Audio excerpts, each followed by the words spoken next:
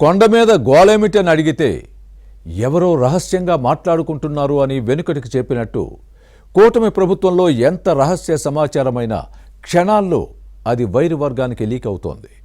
మన దగ్గర ఏం జరుగుతోంది అనే దానికంటే శత్రుపక్షం వ్యూహాన్ని పసిగట్టడమే ముఖ్యమని యుద్ధ తంత్రంలో చెబుతారు. ఏపీ రాజకీయాల్లో ఇటీవల యాక్టివ్ అవుతున్న వైసీపీ నేతలు ఇప్పుడు ఇదే పనిలో ఉన్నారు. అధికార కూటమిలో ఏం జరుగుతోందో తెలుసుకునేందుకు ఆసక్తి చూపుతున్నారు.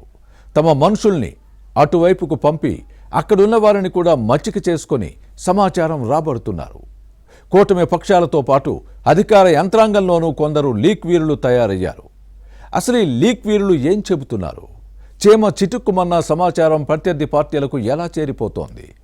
లీక్ వీరులు ఎవరు అన్నది నిఘా వర్గాలు ఆరా తీస్తున్నాయా? అధికారుల అడ్డగోళ్లు లీకులు, వైసీపీ నీలి మీడియా బద్దాల రాతలు వెరసి ఏపీలోని కూటమి ప్రభుత్వానికి ఇబ్బందిగా మారుతోంది. విచక్షణ మర్చి తాము నమ్మిందే నిజమని ప్రజలను నమ్మించే ప్రయత్నం చేస్తోంది వైసీపీ. కూటమి ప్రభుత్వంలో కొందరు అధికారులు అత్యుత్సాహం ప్రదర్శిస్తున్నారు. సర్కారు సమాచారాన్ని వైసీపీకి చేరవేసి పాలకులను ఇరకాటంలో పెట్టే ప్రయత్నం చేస్తున్నారన్న విమర్శలు ఉన్నాయి. కూటమి ప్రభుత్వంపై కొందరు ఆఫీసర్లకు అంత కడుపుమంట ఎందుకనే చర్చ సాగుతోంది. సమాచారాన్ని లీక్ చేసి ఫ్యాన్ పార్టీ నేతలు కూటమి సర్కార్ను తిడుతుంటే కూల్గా ఉంటూ పైశాచిక ఆనందం పొందుతున్నారని సచివాలయ వర్గాల్లో వినిపిస్తోంది.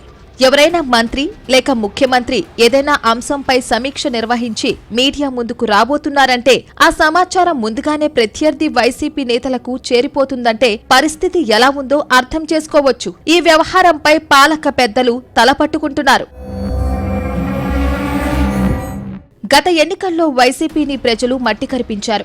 ప్రతిపక్ష హోదా దక్కకుండా పక్కన పెట్టి 11 స్థానాలకు పరిమితం చేశారు.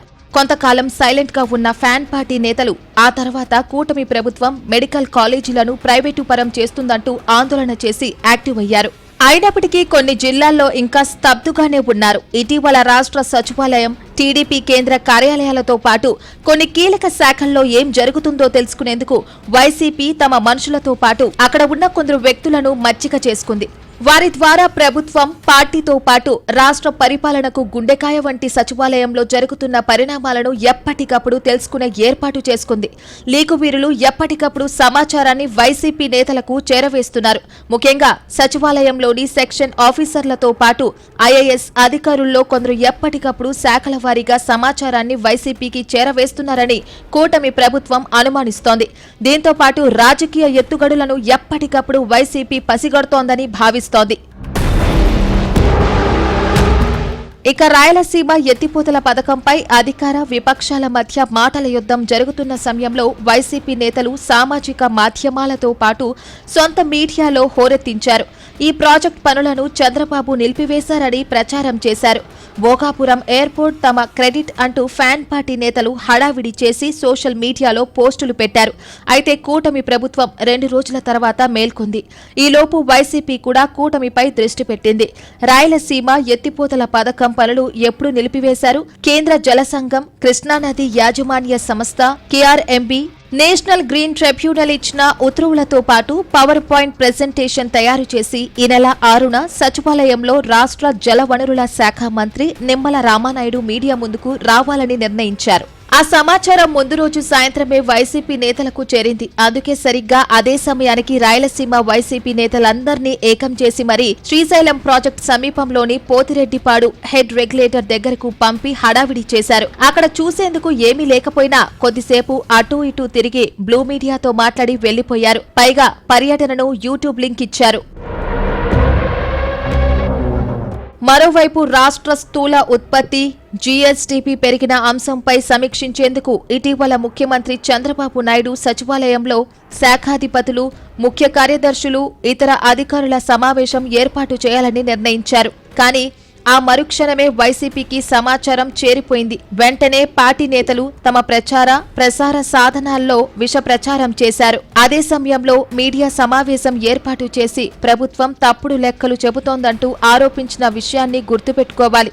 ఇలా పలు కీలక సమావేశాలు, ప్రభుత్వ ఎత్తుగడులను ముందుగానే తెలుసుకుని అందుకు ప్రతిగా వైసీపీ మీడియా సమావేశాలు, క్షేత్రస్థాయి పర్యటనలు, ర్యాలీలు అంటూ ఎక్కువగా రెచ్చిపోతోంది. అసలు ఈ సమాచారం అంతా ఫ్యాన్ పార్టీకి ఎలా చేరుతోంది? లీకు వీరులు ఎవరు అనే అంశం చర్చనీయాంశంగా మారింది. నిఘా వర్గాలు ఈ అంశంపై దృష్టి పెట్టాయి.